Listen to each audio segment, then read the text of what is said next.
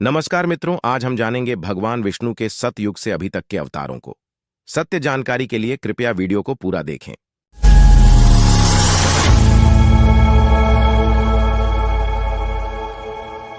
धर्म ग्रंथों के अनुसार सतयुग में भगवान विष्णु ने 4 अवतार लिए थे।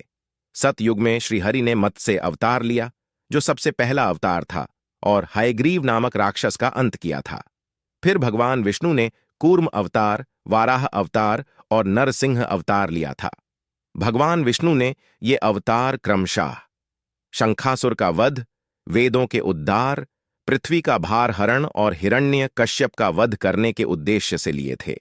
सनातन धर्म में मुख्य रूप से 4 युगों का उल्लेख मिलता है: सतयुग, त्रेता युग, द्वापर युग और कलयुग। धर्मशास्त्रों में वर्णन मिलता है कि सतयुग में भगवान विष्णु के 4 अवतार आए थे। इसके बाद त्रेता में राम और द्वापर में श्री कृष्ण का जन्म हुआ तथा द्वापर के उपरांत अब भी जो चल रहा है उसे कलयुग के रूप में परिभाषित किया गया है।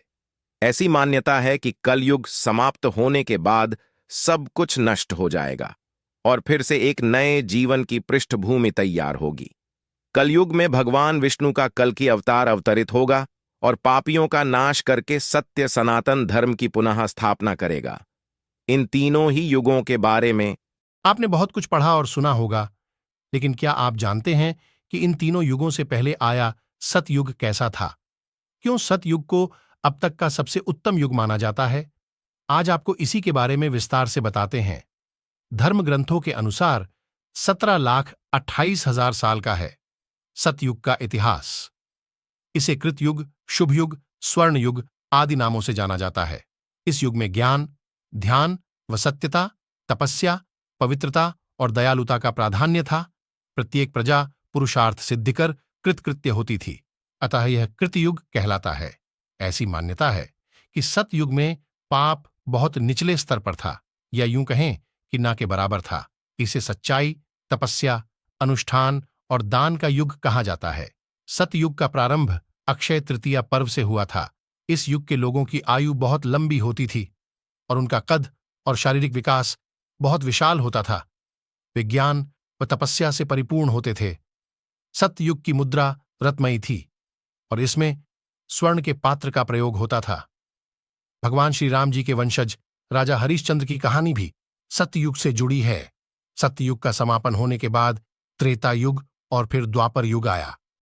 त्रेता युग में भगवान विष्णु के कई अवतार हुए।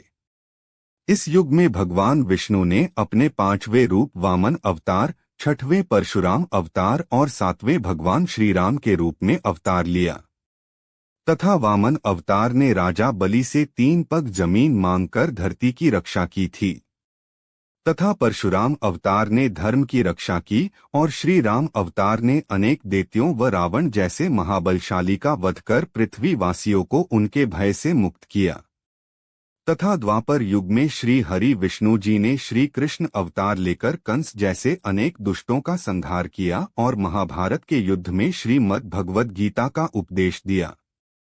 कलयुग की बात करें तो इस युग में भगवान बुद्ध को विष्णु का अवतार कहा गया है तथा भगवान बुद्ध ने प्राचीन ध्यान की विद्या विपश्यना का उपयोग किया था, जिसका उल्लेख भगवान श्री कृष्ण ने श्रीमद् भगवद गीता में भी किया है तथा ऋग्वेद में भी इसका उल्लेख है।